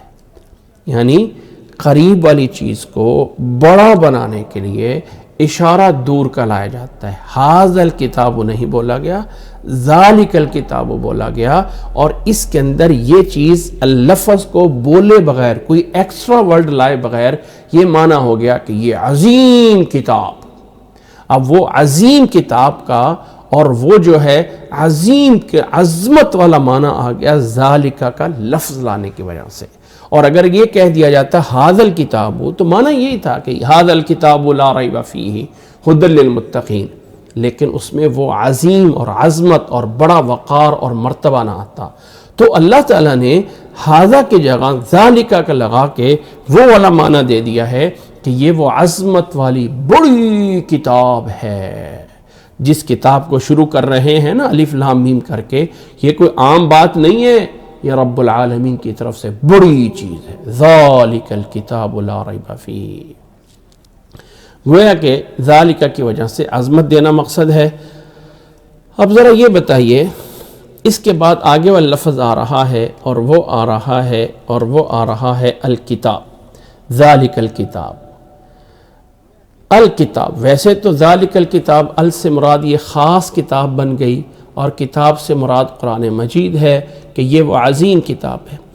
میں یہ بتانا چاہتا ہوں کہ وہاں میں نے ایک بات بتائی تھی کہ یہ والا مفہوم کتاب سے یہ مراد ہے اور قرآن سے یہ مراد ہے، یہ صرف میں آپ کو ایز اے اجتہاد کے بتا رہا ہوں یا ایز اے قرآن مجید میں تدبر کر کے بتا رہا ہوں. واللہ عالم حقیقت میں بھی ایسے ہے یا نہیں ہے. کتاب وہ چیز ہے جو اللہ کے پاس لوح محفوظ میں محفوظ ہے، اور گویا کہ وہ کوڈ ہے خاص قسم کا جو اللہ کے پاس ہے. اس کتاب کو محمد صلی اللہ علیہ وسلم پہ نازل کیا گیا، اور محمد صلی اللہ علیہ وسلم نے، میں لفظ صرف سمجھانے کے لیے بول رہا ہوں، وَلِلَّهِ الْمَثَلُ الْأَعْلَى، سب مثال اللہ کی بلند ہے. محمد صلی اللہ علیہ وسلم نے اس کو ڈی کوڈ کیا ہے. اس کو جو ہے وہ ڈی کوڈ اس طرح کیا، یعنی کوڈ سے ڈی کوڈ، اس سے نکال کے جو آگے ہمیں بتایا ہے وہ قرآن ہے. نبی صلی اللہ علیہ وسلم پہ جب وحی آتی تھی نا تو گھنٹی کی آواز ہوتی تھی، اور جب وہ آواز ختم ہوتی تھی اللہ کے نبی صلی اللہ علیہ وسلم کو پتہ چل جاتا تھا کہ یہ کون سی آیت نازل ہوئی ہے. تو وہ جو کوڈنگ تھی وہ قرآن، وہ کتاب، اس کو قرآن مجید نے کیا. اب ذرا قرآن مجید کی ان آیات پہ غور کیجئے گا کہ اللہ تعالیٰ نے فرمایا ہے الف لام میم، اور الف لام کا اگر اشارہ کر دیا جائے کہ ذالک الکتاب سے پیچھے جو الف لام آ رہا ہے تو یہ الف لام ہے وہ کتاب. یہ الف لام ہے وہ کتاب. کیا مطلب کہ یہ جو الف لام ہے نا وہ کتاب اللہ تعالیٰ کیا ان حرفوں میں ہے. پھر ان حرفوں کو آگے محمد صلی اللہ علیہ وسلم آگے وضاحت کر کے قرآن مجید میں لاتے ہیں. ذرا اگلی باری اور آیت پہ بھی غور کیجئے گا. اللہ تعالیٰ نے فرمایا ہے الف لام را کتاب احکمت آیاتہ. پھر فرمایا سورۃ شورى میں حامیم عین سین قاف کذالک یوحی الیک، کہ اللہ اس طرح آپ پہ وحی کرتا ہے، اور وحی کی کیفیت یہ ہوتی ہے کہ وہ حامیم عین سین قاف اس انداز سے ہوتی ہے، اور محمد صلی اللہ علیہ وسلم اس کو آگے تفصیل کر کے بتاتے ہیں. سورۃ یونس کی آیت نمبر 38 اور 37 پہ اگر غور کر لیجئے، اللہ نے فرمایا وَمَا كَانَ هَذَا الْقُرْآنُ أَن يُفْتَرَى مِن دُونِ اللَّهِ. نوٹ کرنا، یہ قرآن اللہ کے علاوہ کسی اور سے نہیں بنایا گیا، لیکن یہ تصدیق کر رہا ہے، تصدیق ہے الذی بین یدیہ، اس سے پہلی کتابوں کی، اور آگے وَتَفْصِيلَ الْكِتَابِ، یہ تفصیل ہے کتاب کی. ان دو پوائنٹوں کو نوٹ کیجئے. فرمایا وَمَا كَانَ هَذَا الْقُرْآنُ، وَمَا كَانَ هَذَا الْقُرْآنُ، اور پھر فرمایا تفصیل الکتاب ہے، یہ تفصیل ہے اس کتاب کی، لا ریب فیہ من رب العالمین. یہاں پر بھی سورۃ بقرہ میں آ رہا ہے لا ریب فیہ، فرمایا کہ یہ اس کتاب کی ڈیٹیلز ہے جو لا ریب فیہ من رب العالمین ہے. اور یہاں پر میں نے ایک بات کی تھی کہ یہ کرنے کی وجہ کیا ہے. میں بول رہا ہوں بسم اللہ الرحمن الرحیم الحمدللہ رب العالمین، یہ آواز میری ہے یا نہیں ہے؟ یہ ساؤنڈ کس کا ہے؟ میرا ہے۔ یہ ساؤنڈ بولنے کی مجھے کس نے طاقت دی ہے؟ اللہ نے۔ تو یہ میرا ساؤنڈ اور میری یہ آواز اللہ کی مخلوق ہے۔ ہاں، اللہ کی مخلوق ہے۔ امام بخاری فرمایا کرتے تھے لفظی بالقرآن مخلوق، میرا لفظ قرآن مجید کا جو ہے وہ پڑھنا یہ مخلوق ہے۔ تو کلام اللہ کی صفت ہے، کلام اللہ کی صفت ہے، وہ مخلوق نہیں ہے۔ وہ جو کلام ہے اللہ تعالیٰ کی، وہ جو ہے وہ اللہ کی یعنی اللہ کی صفت ہے۔ تو اللہ کی صفت جو ہے وہ کلام، اس کو اللہ کے نبی صلی اللہ علیہ وسلم نے قرآن بنا کے ہمارے سامنے دیا۔ تو یہ کتاب جو لوح محفوظ میں ہے اس فارمیٹ کا نام کتاب ہے، اور جو فارمیٹ ہمارے سامنے نبی صلی اللہ علیہ وسلم نے اس کتاب کی تفصیل کر کے بتایا ہے اس کا نام ہے قرآن۔ وہ فارمیٹ اور وہ کیفیت اس کلام کی جو لوح محفوظ میں ہے وہ ہے کتاب الکتاب، اور قرآن مجید وتفصیل الکتاب لا ریب فیہ، اور یہ قرآن اس کتاب کی تفصیل ہے جس میں لا ریب فیہ ہے۔ یہ دوبارہ اس آیت پہ غور کر لیجئے، یہ آیت ہے سورۃ یونس میں، فرمایا وما کان ھذا القرآن یفترى من دون اللہ ولکن تصدیق الذی بین یدیہ وتفصیل الکتاب لا ریب فیہ من رب العالمین، اور یہ تفصیل ہے اس کتاب کی لا ریب فیہ من رب العالمین۔ گویا کہ بات کو سمجھانے کے لیے کہہ رہا ہوں کہ نبی صلی اللہ علیہ وسلم نے ہمیں قرآن مجید دیا ہے۔ یہ قرآن بھی اللہ کا کلام ہے، لیکن اللہ تعالیٰ کو کسی چیز کا تشبیہ نہیں دے سکتے۔ سیم ایسے کہنا کہ یہ لفظ ایسے تھے اللہ تعالیٰ کے، تھوڑا سا مشکل ہے۔ اللہ تعالیٰ کے ساتھ ہماری آواز اللہ کی مخلوق ہے، ہمارا ساؤنڈ اللہ کی مخلوق ہے۔ اس ساؤنڈ کے اندر جو وہ مفہوم ہے، اس کلام کے اندر جو وہ معنی ہے، وہ معنی اللہ کی کلام ہے، اور وہ ہے الکتاب، اور وہ ہے الکتاب، اور وہ عظیم کتاب لا ریب فیہ ہے، اس میں کوئی شک نہیں ہے، اور وہ ہدایت ہے متقین کے لیے۔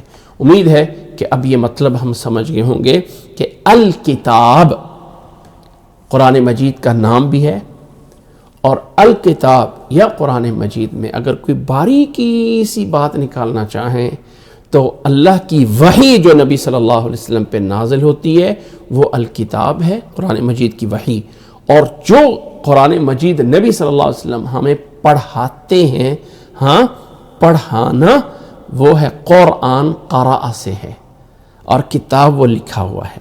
امید ہے کہ اب اس سے ہمیں بات تھوڑی سی سمجھ آ گئی ہوگی۔ پھر آگے اللہ تعالیٰ نے فرمایا کہ ذالک الکتاب لا ریب فیہ، یہ وہ عظیم کتاب ہے۔ اب اس کی پہلی صفت آ رہی ہے لا ریب فیہ، اس کتاب میں کوئی شک نہیں ہے۔ لا ریب فیہ، اب لا ریبہ کا معنی کیا ہے؟ لا ریبہ، اب لا ریبہ میں اگر آپ غور کریں تو یہ تین ورڈ ہیں، تین ہیں آپس میں، تین ہیں۔ پہلا اس میں سے لا ہے، دوسرا اس میں سے ریبن ہے، اور تیسرا اس میں سے فی ہے۔ عربی زبان میں جب کبھی لام الف لا آ جائے اور اس کے آگے والے حرف کے آخر میں زبر آ جائے جس کو فتحہ بولتے ہیں وہ آ جائے، تو اس لام کو لائے نفی جنس کہا جاتا ہے، یعنی ایسا لام جو ایسی چیز کی نفی کرنے کے لیے آیا ہے جو مکمل طور پہ، مثال کے طور پہ اگر ہمارے پاس جو ہے وہ کوئی بندہ کہتا ہے کہ بھائی کوئی ہے جو یعنی کوئی بندہ ہے جو کھانے والا ہو، تو ہم کہتے ہیں کوئی نہیں۔ اب اس کا مطلب یہ نہیں ہوتا کہ کہیں پر بھی کوئی نہیں ہے، مطلب یہاں ہمارے پاس کوئی نہیں ہے، ٹھیک ہے۔ تو نفی جو ہوتی ہے وہ بعض تھوڑی چیزوں کی ہوتی ہے اور بعض مکمل طور پہ ہوتی ہے۔ جب ہم کہتے ہیں نا لا الہ الا اللہ، تو اس کا معنی یہ ہے کہ اللہ کے علاوہ کوئی بھی کہیں پر بھی کیسا بھی معبود نہیں ہے، معبود برحق نہیں ہے، معبود برحق کوئی بھی نہیں ہے۔ تو اس لا کو عربی گرامر میں لا نفی جنس بولتے ہیں. اور لفظ ریبن کا معنی شک ہے. لفظ ریبن کا معنی شک ہے. یہاں ریبن کے لیے میں تھوڑی سی بات کر دوں کہ عربی زبان میں شک کرنے کے لیے، کسی چیز کے بارے میں ڈاؤٹ ہونے کے لیے کچھ الفاظ ہیں. تو اگر کسی چیز کے بارے میں بہت زیادہ ڈاؤٹ ہے نا، پتہ ہی نہیں ہے کیا آدھا صحیح آدھا غلط ہے، تو اس کے لیے بولا جاتا ہے تردد، کہ مجھے جو ہے نا اس کام میں تردد ہے. یہ نوٹ کیجئے گا، تردد یعنی شک جو ہے وہ 100% جو ہے آپ کہہ لیں کہ یہ اس میں شک ہے. ٹھیک ہے. اور اس سے نیچے جو ہے دوسرے نمبر پہ ہوتا ہے، عربی میں لفظ بولا جاتا ہے شک. کیا بولا جاتا ہے؟ شک. جس میں آپ یہ سمجھ لیں کہ 75% جو ہے وہ آپ کو جو ہے وہ یعنی آپ صحیح ہوتا ہے، لیکن 25% جو ہے وہ آپ سمجھ لیں کہ اس میں جو ہے وہ ہمیں شک ہوتا ہے. تو تب بولا جاتا ہے لفظ شکن. ٹھیک ہے. ایک چیز کا پتہ ہے کہ یہ راستہ یہی ہے، لیکن اس میں 25% تھوڑا سا ڈاؤٹ ہے، تو بول دیتے ہیں شک ہے. تیسرا لفظ یہ ہے کہ جس میں یہ بولا جاتا ہے مریتن. یہ لفظ جو ہے تب بولا جائے گا کہ جب آپ کو کسی چیز کے بارے میں صرف اور صرف آپ سمجھ لیں کہ 5% جو ہے وہ آپ کو اس کے بارے میں کوئی ڈاؤٹ ہے، تو شک کا غلط ہونے کا، تو تب اس کے لیے لفظ مریتن بولا جائے گا. اور جب 1% سے بھی کم آپ سمجھ لیں 0.0000001 کر کے اتنے % کا اگر آپ کو شک ہے، تو اس کے لیے لفظ بولا جاتا ہے لفظ ریبن. میں اس کو اور بھی صفریں بڑھا سکتا ہوں، لیکن میں سمجھانے کے لیے کہ پوائنٹ کے بعد 0.000 اتنا سا اگر ہو جائے تو اس کے لیے لفظ شک بولا جائے گا. یعنی سب سے ٹاپ نمبر پہ تردد 100%. آپ کو پتہ ہے کہ یہ پتہ نہیں میں یہ کام کروں نہ کروں، بولتے ہیں مجھے تو اس میں تردد ہے یار، مجھے اس میں تردد ہے. ہم اپنی لینگویج میں بولتے ہیں. جب پتہ ہو کہ یہ چیز صحیح ہے لیکن 25% کے قریب ڈاؤٹ ہے، تو بولتے ہیں یار مجھے اس میں شک ہے. میں مانتا ہوں تم صحیح ہو، لیکن مجھے اس میں تھوڑا سا شک ہے. اور جب اور زیادہ کم شک ہو جائے، یعنی کم سے کم ڈاؤٹ ہو جائے، تو بول دیتے ہیں کہ مجھے اس میں مریتن ہے. اور ریبن تب بولا جاتا ہے جو شک کا سب سے کم درجہ جو ہے اس کے لیے ریب بولا جاتا ہے. اور قرآن مجید نے کتاب کے بارے میں یہ نہیں کہا ہے لا شک فیہ، لا ریب، لا مریت فیہ، لا تردد فیہ، بلکہ اس کا جو سب سے چھوٹا درجہ تھا اس درجے کو بھی لام نفی جنس کے ساتھ ختم کیا کہ یہ وہ کتاب ہے جس میں شک کا وہ جو چھوٹا سے چھوٹا درجہ ہے وہ بھی نہیں پایا جاتا ہے. وہ بھی نفی ہے اس کی. لا ریب فیہ. اس کتاب میں لوٹ رہی ہے ہی کی ضمیر الکتاب کی طرف کہ اس کتاب میں وہ ذرہ برابر جو تھوڑا سا شک ہوتا ہے وہ بھی اس کتاب کے اندر موجود نہیں ہے. ذالک الکتاب لا ریب فیہ. یہ وہ عظیم کتاب ہے جس میں تھوڑا سا ذرہ برابر بھی شک موجود نہیں ہے. یہ تھی اس کتاب کی پہلی صفت ذالک الکتاب. یہ وہ عظیم کتاب جس کی پہلی صفت لا ریب فیہ ہے. اب آتے ہیں دوسری صفت کی طرف، اور اب اس کی دوسری صفت ہے اور وہ ہے ھدی للمتقین. کیا ہے؟ ھدی للمتقین. یہ جو ھدی للمتقین ہے یہ بھی دو چیزوں پہ ہے، دو الفاظ ہیں. ایک اس میں ہدایت ہے اور ایک اس میں جو ہے وہ متقی ہے. اللہ اکبر. اس کو چھوٹا کیا اور اب ہمارے سامنے آ جاتے ہیں ھدی للمتقین. یہ جو ھدی للمتقین میں بھی دو الفاظ ہیں اور ایک ہے ھدن اور ایک ہے متقین. یہ قرآن مجید اتنی بڑی عظیم لا ریب کتاب ہے کہ متقین کے لیے ہدایت ہے. اب یہ جو متقین کے لیے ہدایت ہے، ہدایت کے کیا معنی؟ اہدنا الصراط المستقیم نے ہم نے جانا تھا ہدایت کے معنی. اگر کسی کو یاد ہو تو ہم نے جانے تھے دو معنی ہدایت کے جانے تھے. ایک معنی یہ ہے ہدایت کا کہ راستہ بتانا، اور ایک معنی اس راستے پہ چلا دینا. ایک ہے راستہ دکھانا اور ایک ہے راستے پہ چلا دینا۔ ہدایت کا ایک معنی ہے راستہ دکھانا اور ایک معنی ہے راستے پہ چلا دینا۔ اللہ تعالیٰ نے اپنے نبی صلی اللہ علیہ وسلم کے بارے میں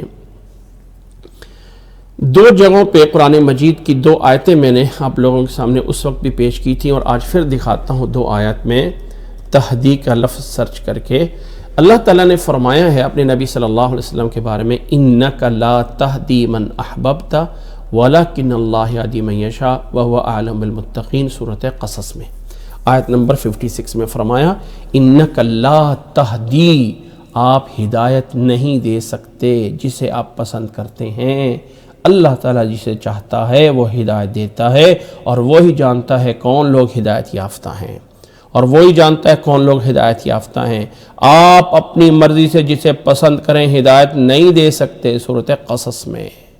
اور سورۃ شورى کی آیت نمبر 52 میں فرمایا، وَإِنَّكَ لَتَهْدِي إِلَىٰ صِرَاطٍ مُسْتَقِيمٍ، اور بے شک آپ ہدایت دینے والے ہیں صراط مستقیم کی طرف۔ فرق صرف یہ ہے کہ یہاں پہ الہ آ گیا، اِنَّكَ لَتَهْدِي إِلَىٰ صِرَاطٍ مستقیم، اور وہاں پر اِنَّكَ لَا تَهْدِي الہ نہیں من احببتا، یعنی وہاں پر تہدی کو ڈائریکٹ آگے پہ کیا گیا، متعدی کیا گیا، اور یہاں تہدی کو الہ کے ساتھ وَإِنَّكَ لَتَهْدِي صِرَاطٍ مستقیم نہیں، بلکہ الہ حرف جر ایڈ کر کے بتایا کہ آپ ہدایت مستقیم کی طرف لے کے جاتے ہیں، اور اس پر جو چلانا ہوتا ہے وہ اللہ کے اختیار میں ہوتا ہے۔ جو ہدایت مستقیم پہ چلانا ہوتا ہے وہ اللہ کے اختیار میں ہوتا ہے، اور آپ اس ہدایت کے صراط مستقیم کی طرف لے جانے والے ہیں۔ تو ہدایت کا ایک معنی ہے راستہ دکھانا اور ایک معنی ہے راستے پہ چلانا۔ اچھا اب یہ بتائیے کہ یہ کتاب جو قرآن مجید ہے یہ ہدایت ہے متقین کے لیے، تو کیا جو متقین نہیں ان کے لیے ہدایت نہیں ہے؟ متقین کو راستے پہ چلاتی ہے، تو جو متقی نہیں ہے اس کا قرآن مجید تو اس کے لیے ہدایت ہی نہیں ہے، کیا کریں؟ اللہ تعالیٰ نے فرمایا ہے ذَلِكَ الْكِتَابُ لَا رَيْبَ فِيهِ هُدًى لِّلْمُتَّقِينَ، یہ وہ عظیم کتاب ہے جس میں کوئی شک نہیں ہے، ہدایت ہے متقین کے لیے۔ تو جو متقین نہیں ہے ان کے لیے ہدایت نہیں ہے۔ یہاں پر میں نے ایک بات سمجھائی تھی کہ اللہ تعالیٰ نے جو انسان کو اختیار دیا ہے اس کے دو مرتبے ہیں۔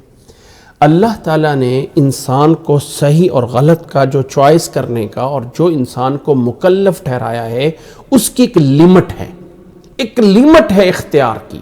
یہ نہیں ہے کہ انسان اپنی مرضی سے جو چاہے کر رہا ہے، نہیں، نیکی کرنے کی توفیق بھی اللہ دیتا ہے، اور گناہ بھی اللہ تعالیٰ کے اجازت کے بغیر یہ نہیں کرتا ہے۔ اللہ تعالیٰ کی جتنی اجازت، جتنا اس سے کروایا جاتا ہے اتنا کرتا ہے۔ نوٹ کریں، جتنا اس سے کروایا جاتا ہے، میں لفظ بول رہا ہوں، اتنا کر سکتا ہے، اس سے آگے نہیں کر سکتا۔ اور نیکی بھی، عبادت بھی اتنی کر سکتا ہے جتنی اس سے کروائی جاتی ہے۔ تو پھر انسان کے جنتی اور جہنمی ہونے کا کیا فائدہ؟ وہ تو اللہ تعالیٰ نے اس کی لگام پکڑی ہوئی ہے، یہ کہہ دیا یہ جنتی ہے جنت میں ڈال دو، یہ جہنمی ہے جہنم کے میں ڈال دو، تو اعمال کا کیا فائدہ ہوا؟ وہ تو اللہ تعالیٰ نے جب بچہ پیدا ہوتا ہے ماں کی گود میں، بچہ پیدا ہوتا ہے تبھی فرشتہ آتا ہے، لکھ دیتا ہے اس کا عمل اتنا ہے، اس کا جو ہے وہ جنتی ہے یا جہنمی ہے، اور اللہ تعالیٰ کے یہاں لوح محفوظ میں تو سب کچھ لکھا ہوا ہے جس کو ہم تقدیر کہتے ہیں۔ تو انسان کو اختیار کس چیز کا ہے؟ اس میں نے سمجھانے کے لیے یہ بات بتائی تھی کہ حضرت علی رضی اللہ تعالیٰ عنہ کا ایک قول ہے، میں اس قول کو ایز اے مثال کے بیان کرتا ہوں، اس لیے کہ ابھی تک مجھے اس کا حوالہ نہیں ملا، لیکن بات کو سمجھانے کے لیے کرتا ہوں۔ اور وہ یہ ہے کہ کسی بندے نے آ کے پوچھا کہ اللہ تعالیٰ نے انسان کو اختیار کتنا دیا ہے؟ تو فرمانے لگے ایک پاؤں پر اٹھا لو، اس نے اٹھا لیا۔ اب فرمایا دوسرا پاؤں بھی اٹھاؤ، تو وہ دوسرا پاؤں نہیں اٹھا سکتا ہے۔ اس نے کہا میں دوسرا کیسے اٹھاؤں، گر جاؤں گا۔ فرمایا یہ ایک قدم اٹھانا نیکی میں، گناہ میں، اچھائی میں، برائی میں تیرے ذمہ ہے، اس پہ تیری چوائس ہے۔ اگلا کام کروانا، انجام تک پہنچانا یہ رب کے ذمہ ہے، تیرے اختیار میں نہیں ہے۔ تیرا محاسبہ اس ایک قدم پہ ہے جب انسان کوشش کرتا ہے۔ یاد رکھیں ایک حدیث عموماً سنی ہوگی، ایک حدیث عموماً آپ لوگوں نے سنی ہوگی کہ رسول اللہ صلی اللہ علیہ وسلم نے رسول اللہ صلی اللہ علیہ وسلم نے ایک حدیث آپ لوگوں نے سنی ہوگی، اللہ عالم میرے ذہن سے نکل گئی، میں بات دوبارہ بیان کرتا ہوں کہ ہاں ایک حدیث رسول اللہ صلی اللہ علیہ وسلم نے فرمایا ہے کہ اذا التقى المسلمان بسیفیہما، جب دو مسلمان آپس میں لڑتے ہیں نا، آپس میں لڑتے ہیں تو قاتل اور مقتول دونوں جہنم میں ہیں۔ پوچھا گیا ھذا القاتل فما بال المقتول، یہ قاتل تو جہنم میں جا رہا ہے، بات سمجھ آ رہی ہے، مقتول کا کیا قصور ہے؟ فرمایا انہ کان حریص علی قتل اخیہ، کہ یہ مقتول بھی قتل کرنے پہ پورا حریص تھا، پورا لالچ تھا، پورا زور لگایا کہ میں اس کو قتل کر دوں۔ یہ الگ بات ہے کہ وار اس کا چل گیا اور اس کا نہیں چلا ہے۔ تو وہ جو کوشش کی، ایک بندہ کہنا میں نے کوشش بڑی کر لی ہے، اور پھر کہہ دیں گے انگور تو کھٹے تھے، وہ ایک مثال بنی ہوئی نا۔ تو جب کوشش کر لی نا کسی گناہ کی کرنے کی، اور پھر وہ کوشش پوری نہیں ہوئی لیکن اپنی طرف سے کوشش فل کر لی ہے، جب کوشش فل کر لی ہے نا تو پھر بھی وہ گناہ مل جائے گا۔ ایک انسان نے نیکی کرنے کی پوری کوشش کی لیکن نیکی ہو نہیں سکی ہے، اللہ تعالیٰ اس کو ثواب وہ پورا دیتا ہے۔ ایک انسان نے چوری کرنے کے لیے پورا جال بچھا دیا اور پورے طریقے سے ایک کوشش کی، ایک ہوتی ہے نیت پہ اللہ تعالیٰ مواخذہ نہیں کرتا جب تک کہ اس کے ساتھ کوشش شامل نہ ہو۔ جب انسان گناہ کی کوشش کی اور چوری کرنے کے لیے پورا جال بچھا لیا، چلا گیا، کچھ کوشش کر لی، موقع نہیں ملا ہے تو گناہ اس گناہ کا مل جائے گا۔ ایک بندہ جو ہے نعوذ باللہ برائی کرنے کا، بے حیائی کرنے کا پورے آپشن پورے کر لیتا ہے لیکن اسے موقع نہیں ملا ہے تو اللہ تعالیٰ کیا گناہ اس کو مل جائے گا۔ ایک انسان نے نیکی کرنے کی کوشش کی ہے لیکن نیکی ہو نہیں سکی ہے، اللہ تعالیٰ اس کو نیکی کرنے کا ثواب دے دے گا۔ وہ ایک حدیث سنی ہوگی کہ ایک بندہ 100 قتل کر چکا تھا، توبہ کرنے کے لیے نکلا تھا، توبہ کی نہیں ہے، ابھی پہنچا نہیں مقصد پہ، منزل پہ، درمیان میں موت آ گئی ہے تو اللہ کے رحمت کے فرشتے اس کی جان کو لے جاتے ہیں کہ اللہ نے اس کو معاف کر دیا کہ کوشش کر کے چل پڑا تھا۔ تو ایک یہ جو ہمارا حساب کتاب ہے، ہم جس کے مکلف ہیں وہ اس کوشش کے ہیں، اس کے بعد ہدایت یا دوسرا لفظ بولتا ہوں توفیق دینا اس عمل کو پورا کرنے کی، وہ اللہ تعالیٰ کی طرف سے ہوتا ہے۔ اب ایک انسان کہے کہ جی میں نماز نہیں پڑھتا ہوں، اللہ تعالیٰ جب توفیق دے گا تو میں پڑھ لوں گا، بھئی اللہ تعالیٰ جب مجھے روزے کی توفیق دے گا تو میں روزہ رکھ لوں گا۔ تو اسے کہو پہلے کوشش کرنا تیری ذمہ داری ہے، پھر وہ کام کروانا اللہ تعالیٰ کی ذمہ داری ہے۔ اس پہلی کوشش پہ تیرا امتحان ہے کہ تم کر رہا ہے کہ نہیں کر رہا۔ تو یہ ہدایت ہے متقین کے لیے، یہ وہ دوسرا پوائنٹ ہے۔ یہ کتاب توفیق دیتی ہے متقین کو، یہ ہدایت ہیلپ کر رہی ہے اللہ کے اس کام کو پورا کرنے کی۔ یہ راستہ دکھانے والی ہدایت کا معنی ھدی للمتقین میں نہیں ہے، ھدی للمتقین میں معنی دوسرا ہے کہ یہ وہ عظیم کتاب ہے جس میں کوئی شک نہیں ہے، اور یہ کتاب توفیق دیتی، جو لوگ اس کو پڑھیں گے، جو اس کو سمجھیں گے، جو اس میں محنت کریں گے، اللہ ان کو نیک بننے کی، متقی بننے کی ہدایت اور توفیق دے گا کہ وہ متقین بن جائیں گے۔ یا وہ لوگ جو ہے اللہ کے کاموں کو پورا کریں گے جو متقین ہوں گے، جو متقین ہوں گے، متقی مطلب گناہ سے بچنے والے، میں اس کی تشریح کرتا ہوں، جو گناہ سے بچنے والے ہوں گے، یہ کتاب ان کو اللہ تعالیٰ کے صحیح کاموں کو پورا کرنے میں توفیق دے گی، مدد دے گی۔ یہ معنی ہے ہدایت کا۔ ہدایت کے دو معنی، ایک راستہ دکھانا اور ایک راستے پہ چلانا۔ یہ کتاب بمعنی چلانے کے ہے کہ یہ کتاب متقین کو چلاتی ہے۔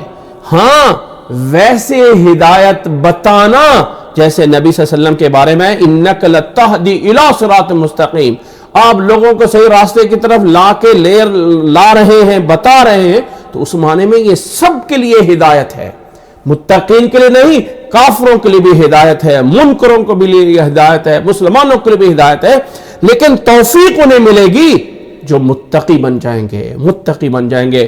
ھدی للمتقین، یہاں لام پھر آتا ہے متقین کے شروع میں خاص کرنے کے لیے کہ ان لوگوں کے لیے خاص ہے، ان لوگوں کے لیے خاص ہے، ان کے لیے لام آ جاتا ہے، اور پھر اس لام کے بعد آگے جو متقین ہے، متقین ھدی للمتقین، یہ جو ہے المتقین ہے، اور یہ متقین اسم فاعل ہے، متقین تقوی سے نکلا ہوا، تقوی سے، اور تقوی کا ہمیں پتہ ہے تقوی کس کو کہتے ہیں؟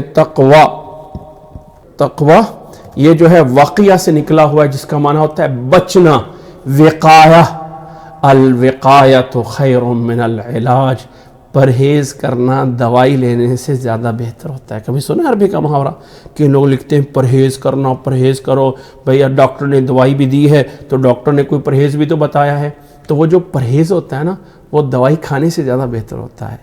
کسی کو ڈائبٹیز ہے نا، کچھ بھی نہ کھائے لیکن پرہیز پورا کرے تو اس کو بھی بہت بڑا فرق پڑتا ہے۔ تو پرہیز کرنا یہ ہے واقعہ سے، اور اسی سے ہے تقوی، اور اسی کو کرنے والے ہیں متقین، اور اسی سے مراد جو لوگ گناہوں سے بچتے ہیں ان کے لیے یہ کتاب قرآن مجید ہدایت ہے۔ متقین کے لیے ذالک الکتاب لا ریب فیہ ھدی للمتقین، یہ وہ عظیم کتاب ہے جو ہدایت ہے متقین کے لیے۔ اب آگے چلتی ہے بات، اور وہ بات آگے یہ چلتی ہے کہ کون ہیں متقین، اور کون ہیں وہ متقین جن کا اتنا بڑا مرتبہ ہے، جن کا اتنا بڑا مقام ہے، وہ کون ہیں ھدی للمتقین۔ تو یہ آ گیا، اب وہ کون ہیں متقین جن کے لیے ہدایت ہے؟ جی نوٹ کریں، ڈرنا۔ جب انسان کسی چیز کا نہیں کرتا ہے، بچتا ہے، تو ڈر کر ہی بچتا ہے نا۔ اس لیے ڈرنا جو ہے نا یہ اس کا سیکنڈ پارٹ ہے۔ جب انسان کسی چیز سے بچتا ہے تو کیوں بچتا ہے؟ مجھے ڈر لگتا ہے یہ چیز میری صحت کو نقصان پہنچائے گی، مجھے کوئی اور کرے گی، تو اس کے لیے وقایہ اور ڈرنا کا ہوتا ہے۔ اور متقین کا معنی یعنی ڈر کر گناہوں سے بچنے والے، ڈر کر گناہوں سے بچنے والے۔ اور ویسے تقوی ایک اتنی بڑی چیز ہے کہ تقوی کے اگر یہاں فضائل بیان کیے جائیں تو ایک لمبا موضوع الگ ہو جائے گا۔ بس تقوی کا خلاصہ یہ ہے، اگر شارٹ لفظوں میں بتائے تو تقوی یہ ہے گناہوں سے بچنے کا نام تقوی ہے۔ گناہوں سے، اللہ سے ڈر کر گناہوں سے بچنے کا نام تقوی ہے۔ جب اللہ سے ڈر کر گناہوں سے بچ جائیں گے، نافرمانیوں سے بچ جائیں گے، تو نیکی کے راستے پہ یہ کتاب متقین کو چلا دے گی، دوڑا دے گی، بھگا دے گی اس صراط کی طرف۔ دوڑو بھاگو۔ پیچھے جو کہا تھا نا سورۃ فاتحہ میں اہدنا الصراط المستقیم، سورۃ البقرہ کے شروع میں اس کا جواب آ گیا، ذالک الکتاب لا ریب فیہ ھدی للمتقین۔ وہ جو صراط مستقیم مانگ رہے ہو وہ اس کی کتاب کے اندر ہدایت میں موجود ہے۔ پہلے اپنے آپ کو گناہوں سے بچا کے لاؤ، اور پھر اس کتاب کو پڑھ کے عمل کرنا شروع کر دو، یہ کتاب خود بخود اللہ کے راستے پہ لگا دے گی۔